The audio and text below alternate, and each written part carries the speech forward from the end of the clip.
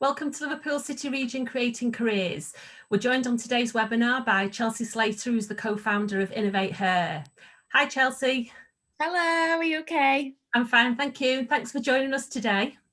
No problem, looking forward to it. Great, and so are we. Yeah, we're looking forward to a really informative session, and the students should have completed some pre-work, obviously, to do a little bit of research around Innovate Her and what you're going to talk about today. So I'm hoping that the students will have some interesting questions, which we'll be able to share with you in our Q&A session towards the end. Brilliant. Students, please use the Q&A button that's on your screen to actually post any questions that you would like Chelsea to answer today. So I think we're going to run through your video.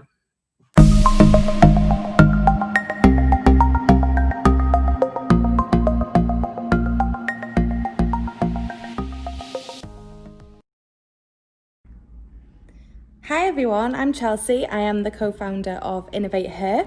We are a social enterprise who teach girls how to use technology. So we work mostly in schools, but we also work with amazing cool brands like PlayStation, Very.co.uk, Co-op, LFC, and this is where we work from. So this is our little office. There's 7 of us in the team. We're based in Liverpool. And yeah, this is us. This is our awards. We've won a few awards. Our little sofa. Nobody's in at the moment because we're in a pandemic, so I'm the only one in, but we've separated the desks so it's a little bit safer for people. We love amazing women and role models, so we have them all over our walls. We also have a feminist book library, which is a bit messy at the moment.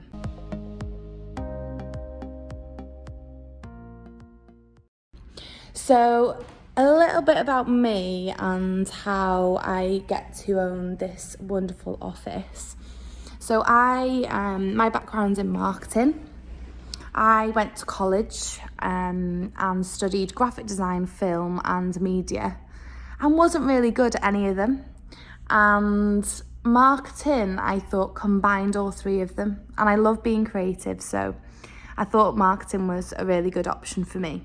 So after I finished college in Wales, because that's where I'm from, I moved to Liverpool and I got a place at John Moores University studying marketing.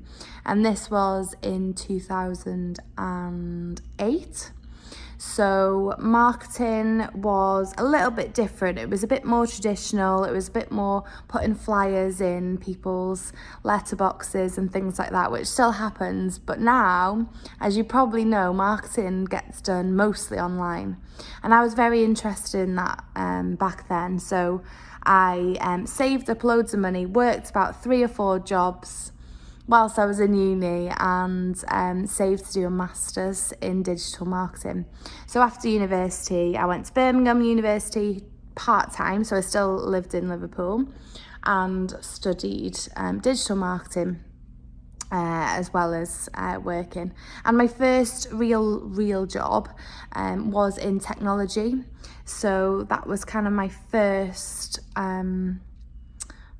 look at tech, and I just fell in love with it. So I worked in technology around the corner, around there, in the Baltic Creative, and my role was marketing, but I worked with a lot of designers, developers, and just fell in love with it, really. But one thing happened, and that was I realised that I was one of the only women in tech that was based in that office, but also around the Baltic area. Now it has gone a little bit better around this area, which is amazing, by the way. If you haven't been before, there are a lot more women now working in technology, which is amazing. And the reason why we need women working in technology as well as men is so that the products that we actually create are designed for everyone in the world, because there are many different people from many different backgrounds, and that's why we need people from all different backgrounds making them.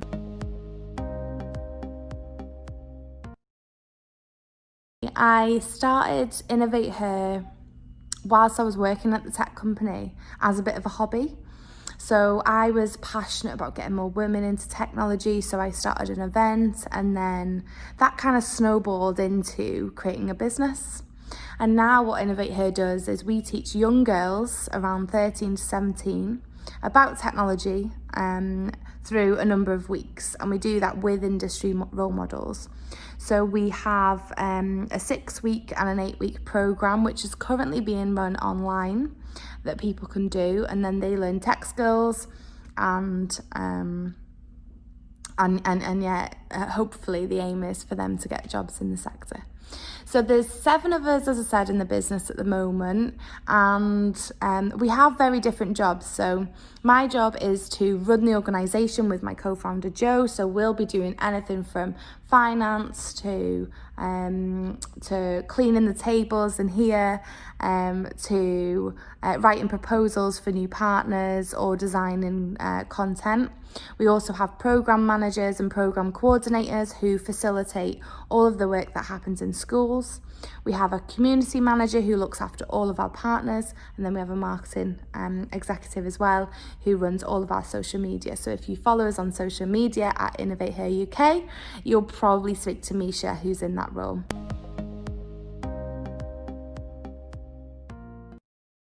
So it's amazing. It's really, really fun working for yourself. And if you want to do it, I definitely recommend it. The best thing about it for me is the flexibility. So at the moment, we all love working from home. I love being able to choose my hours, and also I get to choose who we work with, and that's really important to us. So we have amazing partners, as I said, and we've got to choose them, and we pitch them, and it's very exciting. It is a challenge. Sometimes things can go wrong, like anything, but the best thing about it is that you understand that they are just like learnings. So if you make a mistake, which I have made many, then they're just all learnings, and then the business evolves and gets better from that learning.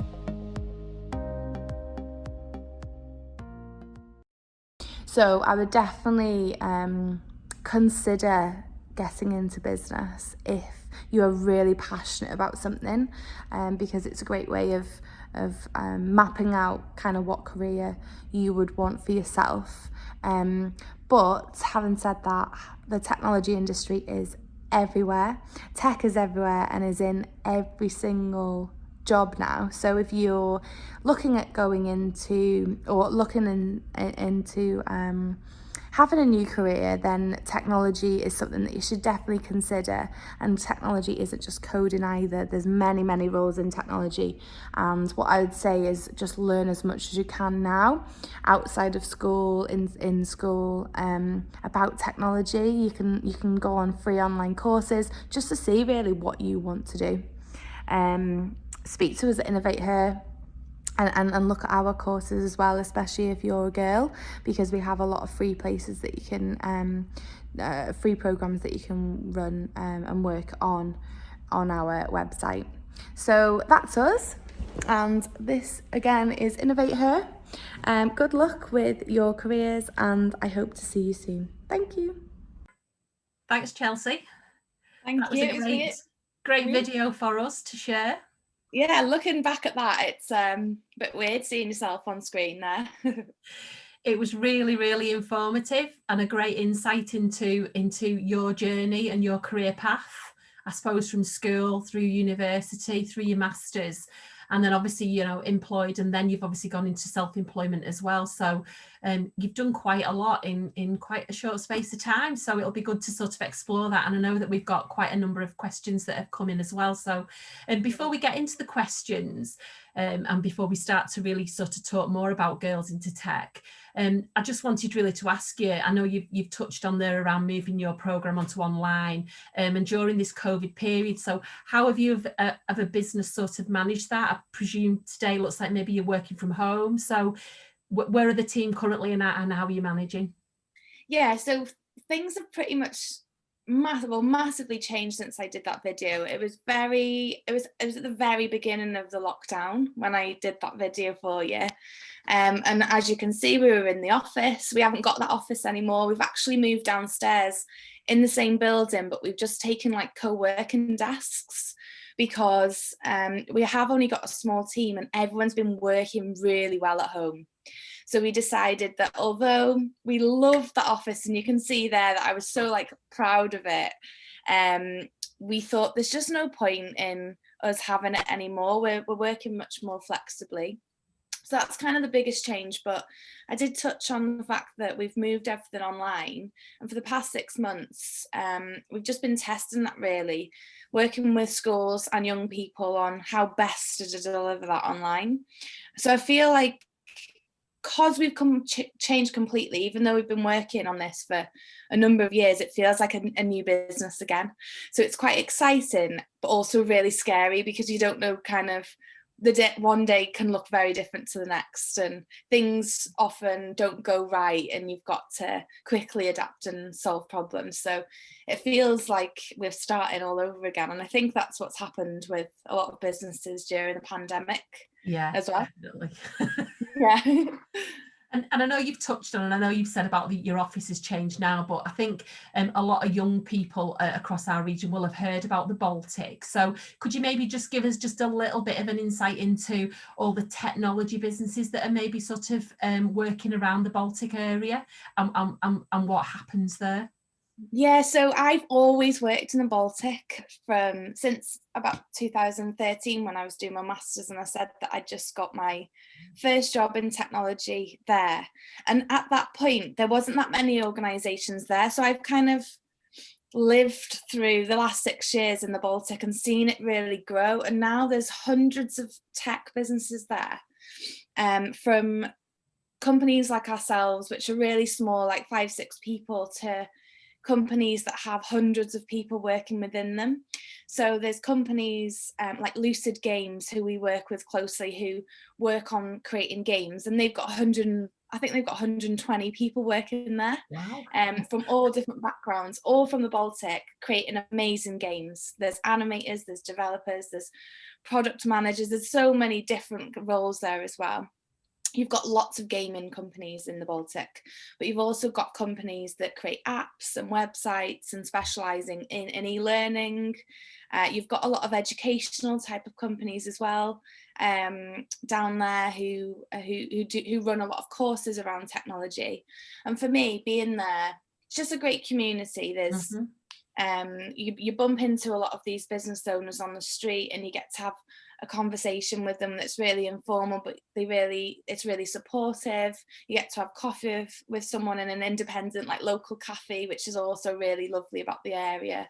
And yeah, it's just a really nice place to be. And I think it's getting more popular as well, because a lot of things are popping up there. So there's a lot more to do as well, in terms of like going out on your lunch, or after work you can go for a drink or something. But yeah, it's great. Lots of nice artwork as well. And I think it's a great place when you look at from the tech sector for the region.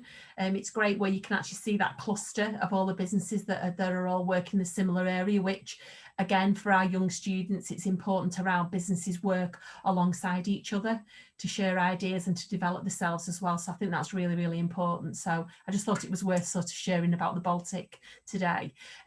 Shall we go straight into our questions then? Yeah.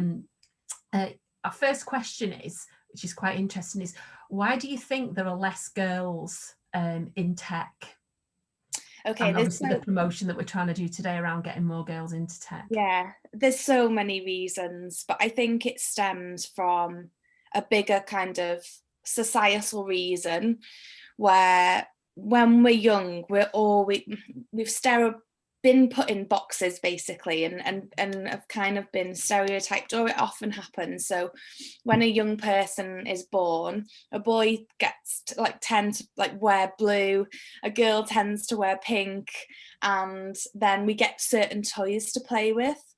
And more often than not, the boys are getting robots and more technical kind of toys, and things that are actually, it's getting quite scientific, because it actually does something to your brain, so then they're more likely to go down that route.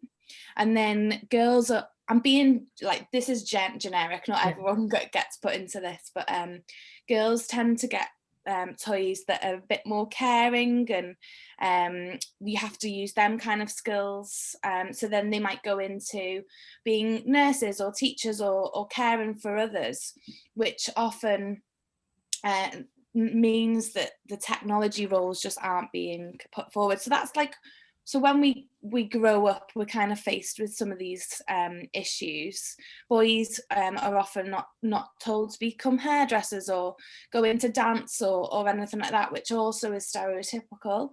So we're doing it to boys as well as girls. But the reason why we're here is because it's technology that isn't being showcased to young girls at the moment. But also, when we speak to a lot of these young people, they're telling us that they can't see women working within the industry. They can't name female role models or female entrepreneurs working within technology, whereas you can more often than not speak about male leaders like Bill Gates or Mark Zuckerberg or Richard Branson, and you can name these people because they're in the media. They're obviously really successful, but they get talked about a lot when there is actually a lot of women working in the sector as well that we need to be talking about.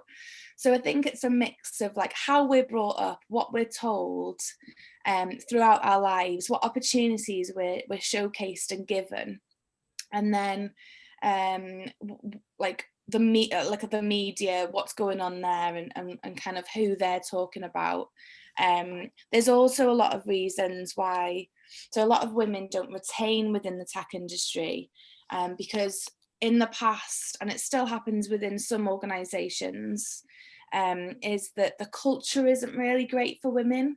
So because there's a lot of men there, more often than not, there's this thing that we call like bro culture, and there needs to be a lot of change within organizations to support people from different backgrounds. So if a woman goes off and has a baby, what support is there for her to come back into a similar position and progress her career?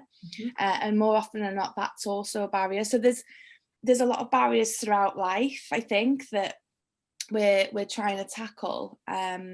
But like I said, there's a lot of barriers as well for men in different areas. So this doesn't just happen to us, but yeah, it's a society thing, and it's a big thing. Like we can't change it on our own either. So that's good. Thank you.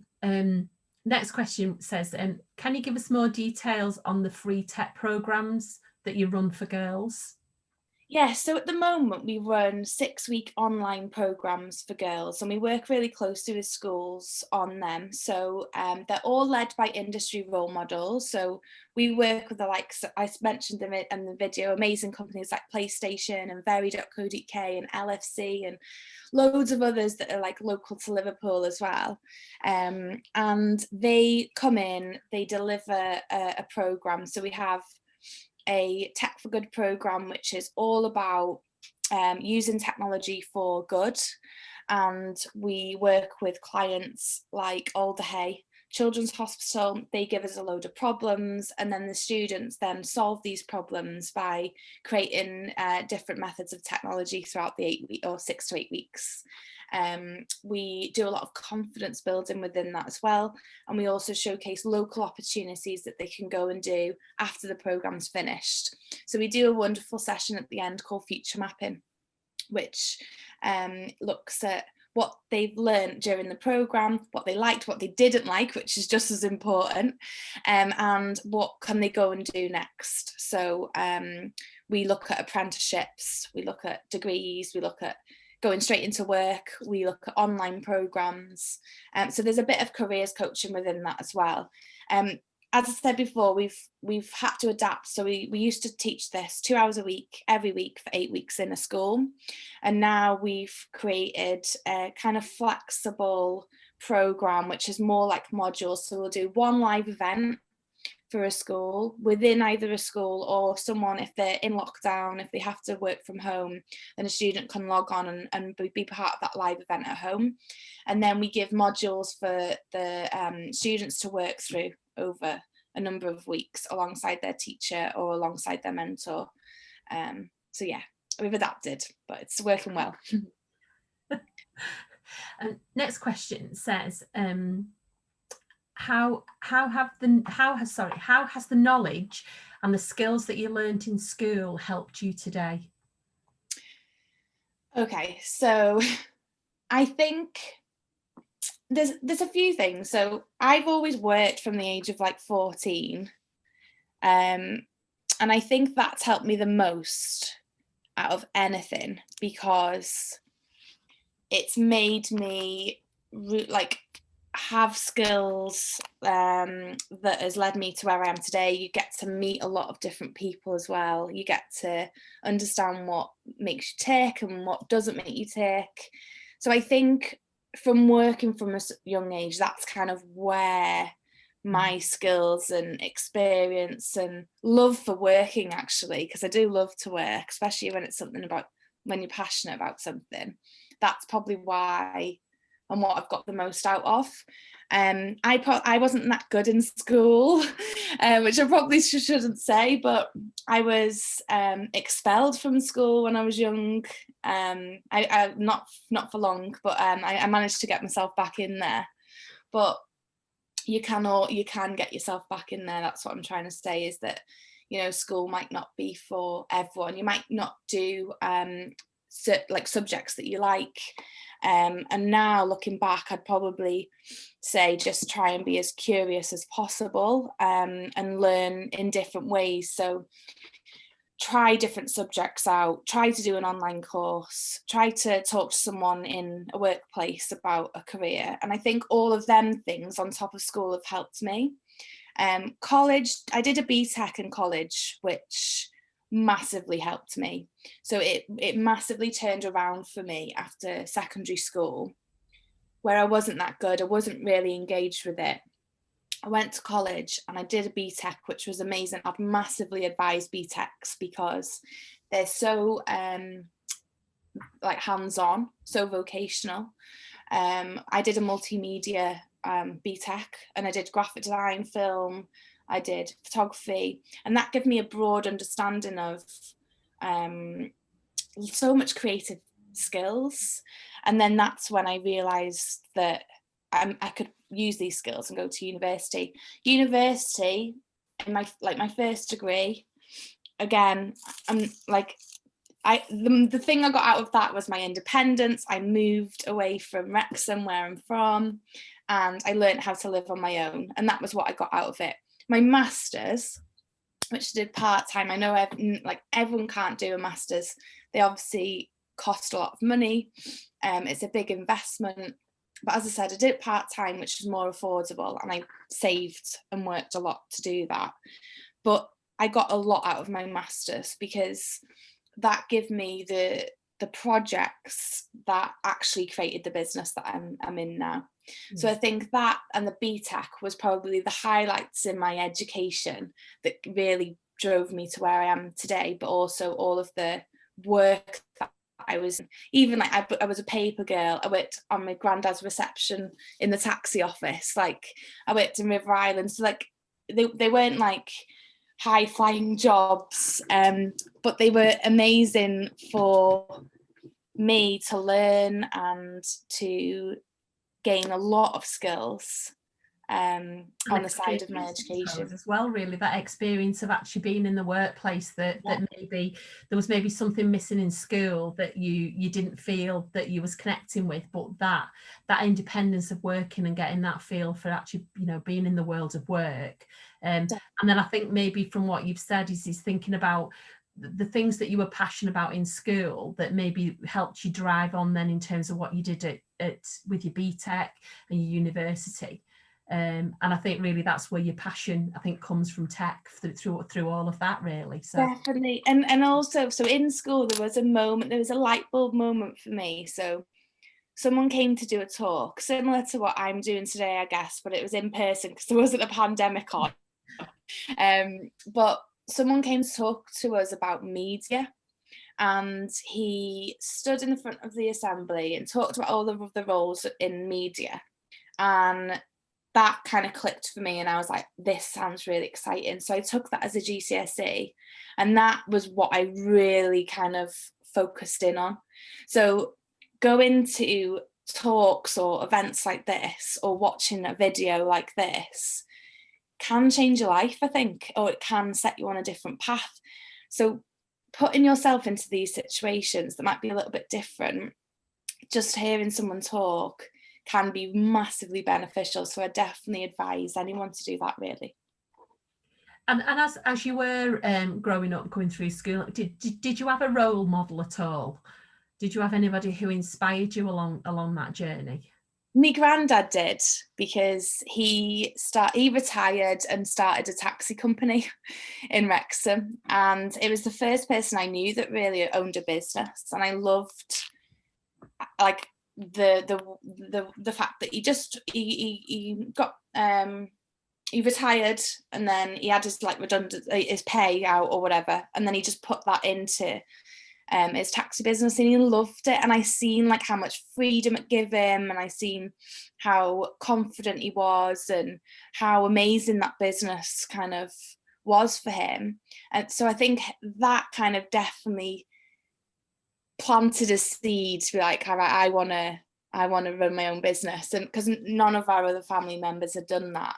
Yeah. So I think definitely him, but like other than that, not really. Like we have many role models in society, I think, that stand out, but for me, I didn't really have them. I grew up in a weird time in the 90s where the role models that were around weren't really that inspiring. So yeah, my granddad definitely. Your passion for technology that sort of drove you on then, really. Yeah, definitely. And then there's a question here that I'm just going to sort of tie into two, really, around being self-employed, which again, you know, you've been employed, so you've worked for other organisations and other people, and now you're actually self-employed. So how has that journey been into self-employment? And then also, I suppose, around the wider bit then around the region as such, around the opportunities for tech, whether that's being an employee or actually looking to run your own business. Yeah, so I obviously aren't from Liverpool, but I've been here now for 12 years, I think, or more. Yeah, I think it's 12 years. So and I don't think I could have done this anywhere else. I think the community here, especially when you're building something that has such a social impact to it, people just got behind us. And being in the Baltic as well really helped with that, because that's where I got my first job. And in terms of employment, like that was quite easy for me to find because of the opportunities in Liverpool, but also I just asked people to do a bit of work like as I was doing my studies anyway, and people were quite open to that, like work experience or whatever, which I think stands out on CVs anyway. But in terms of the business itself and like the difference between employment, I always say, and it's quite negative, but I always had quite a bad experience in employment. I think it's partly to do with me. Like I didn't want to. I wanted to do my things my own way. So I've worked in a lot of small businesses where I didn't agree with how the business was being run, or some situations that have occurred in an organisation.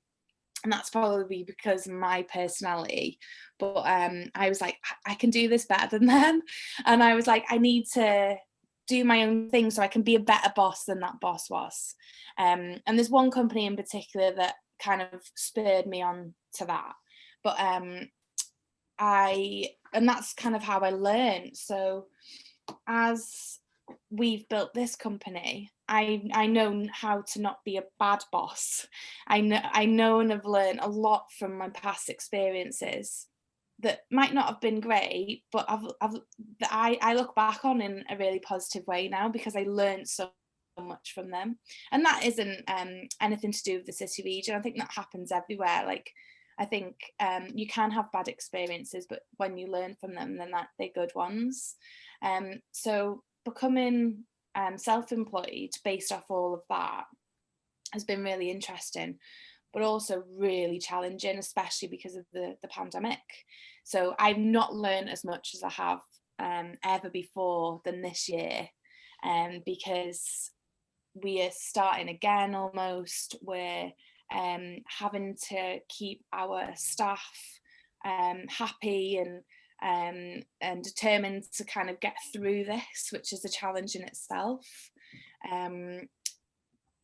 Financials, legals, all of that has been a massive learning curve for us. Me and my co-founder have marketing backgrounds, so we've not been taught any business. So I'm kind of learning every single step of the way and failing a lot, which I think's a good thing as well.